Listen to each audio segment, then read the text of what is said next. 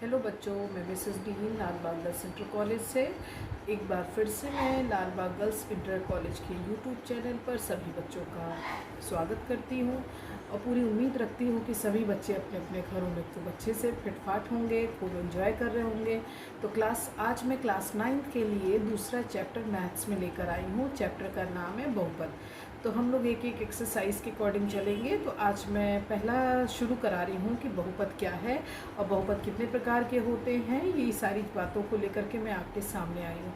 तो सबसे पहले बच्चों चलो हम स्टार्ट करते हैं बहुपद। बहुपद जैसे नाम से लग रहा होगा कि बहुत सारे पद, लेकिन यहाँ पर हम बहुपद से मतलब निकालते हैं ऐसा बीजीय व्यंजक जिसमें कई सारे चर और अचर राशियों का समावेश हो।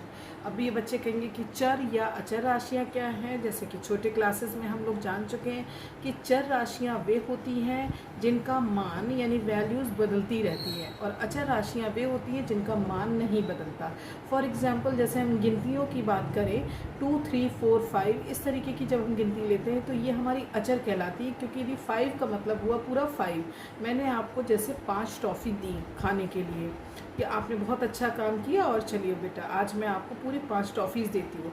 तो ये 5 क्या हो गई, अचर हो गई, क्योंकि ये 5 मतलब 5 टॉफ़ी है, ना कि आपकी 4.25 हो जाएंगी, ना 4.5 हो जाएंगी, ना 3.25 हो जाएंगी। लेकिन अभी हम कह रहे हैं आपको कि जैसे लीजिए आज मैं आपको एक्स टॉफ़ी देती हूँ, वाई टॉफ़ी देती हूँ या एक्स पेन देती हूँ। तो अब एक्स या वाई का जो मतलब होगा ये आपका चर कहलाएगा। नहीं, वैल्यू कुछ भी हो सकती है, क्योंकि उसमें हम लोग मान लेते कि x मतलब आपकी 2 भी हो सकता है कोई नंबर और 3 भी हो सकता है।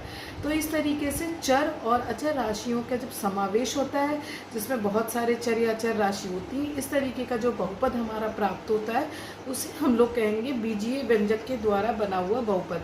तो आइए बच्चों आज हम लोग बहुपद के बारे में सीखें कितने प्रकार के होते हैं। स्टार्ट। ये बहुपद के कुछ उदाहरण मैंने आपके सामने लिख कर दिया, क्योंकि बोलने से और लिखा हुआ दिखने से बच्चों को फ़र्क पड़ता है। मैंने बोला कि चर और अचर राशियों का ऐसा समावेश वो आपका बहुपद कहलाएगा, लेकिन उसमें चर या अचर राशियाँ एक से अधिक हो सकते हैं। अब जैसे मैंने एक आपके सामने उदाहरण लिया ax प्लस बी। अब यहाँ पर यदि a और b देखें तो ये आपकी अचर राशियाँ हो गई और x आपका चर राशि हो गई। अब इसको थोड़ा दूसरे फॉर्म में देखें, आपके सामने इतना लंबा मैंने बहुपद रख दिया 1, 2, 3, 4, 5। यदि इस बीजीय व्यंजक को आप पूरा देखिए तो इसमें 5 पूरे पद है, तो ये भी एक बहुपद है। इसमें चर और अचर राशियों को यदि आप ध्यान से देखें तो 3, 5, 2, 8 और 4। ये 8 भी नहीं बोला जाएगा, ये -8 बोला जाएगा। ये आपकी सारी की सारी अचर राशियाँ हो गई। x की पावर 3, x स्क्वायर, x की पावर 4 ये आपकी चर राशियाँ हो गई। इसी तरीके से एक और उदाहरण आपके सामने है 3x square plus 6x plus 5। इसमें 3, 6, 5 ये आपकी अचर राशियाँ हो गई। x स्क्वायर x चर राशियाँ हो गई। इसमें आपके 3 पद है। तो ये इस तरीके से बहुत सारे पदों से मिलकर के आपको दिखाए गए बहुपद। तो यहाँ पर बच्चों बहुपद इतना ही जान लेना काफ़ी नहीं है। बहुपद का आपको सबसे पहले अब हम लोग जानेंगे कि ये बहुपद, क्योंकि अभी आपको देखा होगा मैंने बोला होगा 5x की पावर 3 या 5x की घात 3। तो सबसे पहले जानिए कि बहुपद की घात क्या होती है। तो सबसे पहले बहुपद के बाद हम लोग शुरू करते हैं बहुपद की घात। मान लीजिए मैंने आपके सामने एक उदाहरण रखा 5x क्यूब। थोड़ा बड़ी घात से शुरू करती हूँ। 5x cube 2x square plus 3x minus 8 है ना। अब ये एक आपका बहुपद है, बिल्कुल सही है। इसमें यदि हम चर और अचर राशियों को देखें तो आपकी x की पावर 3, x स्क्वायर x ये आपकी चर राशियाँ हैं और 5, 2, 3 माइनस 8 आपकी अचर राशियाँ। अब इसमें हम घात देखें तो हमारी किसी भी बहुपद की सबसे बड़ी घात वाले पद के घातांक को उस बहुपद की घात कहते हैं। एक बार मैं फिर से दोहराती हूँ ताकि आपको अच्छे समझ आ जाए। क्या बोला, किसी भी बहुपद, कोई भी बहुपद, चाहे ये हो, ये हो, ये हो, ये हो या ये हो, किसी बहुपद में सबसे बड़ी घात वाले पद, सबसे बड़ी घात वाला पद कौन सा है, देखो ये रहा। ठीक है, थोड़ा सा देखो, ध्यान से देखना। सबसे बड़ी घात वाले पद के घातांक को यदि इसमें ध्यान दो तो घातांक क्या है, 3, तो उसी को उस बहुपद की घात कहते हैं। तो यहाँ पर आपका आंसर आएगा, चूंकि इस बहुपद का घातांक 3 है, अतः इस बहुपद की घात क्या हो जाएगी? आंसर फाइनली आप आंसर लिखोगे बहुपद की घात 3। बात समझ में आ रही है? क्या बोला कि किसी भी बहुपद की सबसे बड़ी घात, किसी भी बहुपद की सबसे बड़ी घात वाले पद के घातांक को, तो देखिए सारे पदों को आप देखिए ध्यान, ये जरूरी नहीं कि वो सबसे पहले ही मिलेगा, कहीं भी मिल सकता है पूरे बहुपद में, सबसे बड़े घात वाले पद को। तो यहाँ पर सबसे बड़ी घात वाला पद कौन सा है? 4x की पावर 4, यानी इसकी घातांक 4 है। तो इस बहुपद की घात क्या हो जाएगी? 4 हो जाएगी, नहीं 4 हो जाएगी। अब यदि इस बहुपद को ध्यान से देखें तो हम डेफिनेशन के अकॉर्डिंग क्या चलेंगे? सबसे बहुपद की सबसे बड़ी घात वाला पद, तो सबसे बड़े घात वाला पद क्या है? ये 3x²। तो यहाँ का घातांक क्या है? 2, यानी घात क्या है? 2। तो इस बहुपद की घात क्या हो जाएगी? 2। यहाँ पर भी इस बहुपद की घात क्या हो जाएगी? बिल्कुल सही बोला आप लोगों ने, 2। तो इस तरीके से हम किसी भी बहुपद की घात ज्ञात कर सकते हैं। सबसे बड़े घात वाले पद को देखना है, जो सबसे बड़ा घात वाला पद होगा उसी के घातांक को बहुपद की घात कहेंगे। अब हम आते हैं नंबर 2 पर, बहुपद का गुणांक।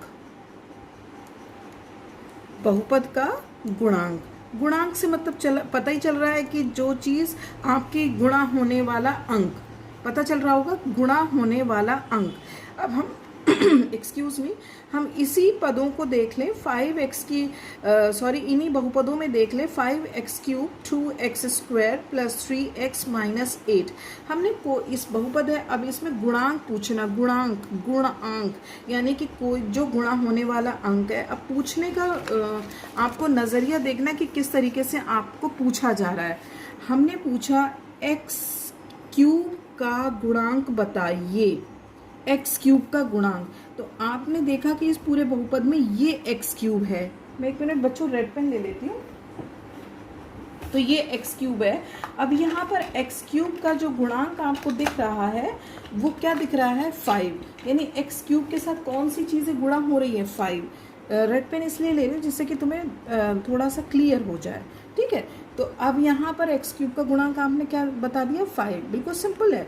जिसका पूछा जाए, मान लीजिए आपसे पूछा जा रहा है 2 का गुणांक बताइए।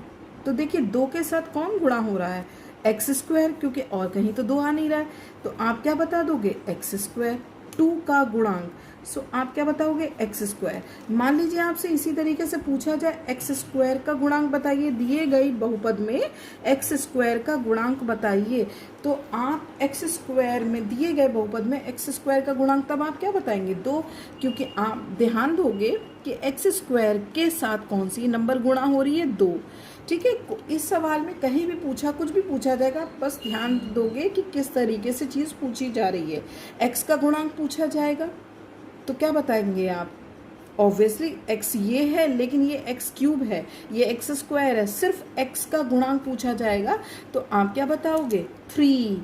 और यही सवाल इस तरीके से पूछ लिया जाए, 3 का गुणांक बताओ दिए गए बहुपद में, तो आप क्या बताओगे? x। क्लियर हो रहा है बच्चों को? मुझे लगता है कि आपको अच्छे समझ आ रहा होगा। और नहीं भी समझ में आएगा तो हम लोग व्हाट्सएप ग्रुप पर हैं, वहाँ पर आप अलग अलग बच्चे हमसे पूछ सकते हैं। तो इस तरीके से हमने बहुपद की घात सीख ली, यानी कि जो सबसे बड़ी घात वाला पद होगा वही बहुपद की घात कहलाएगा।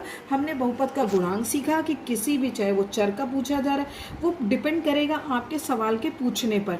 चर का पूछा जाएगा तो आप उसी तरीके से आंसर दोगे, अचर का पूछा जाएगा तो आप उसी तरीके से आंसर दोगे। जैसे मैंने हर एक पद का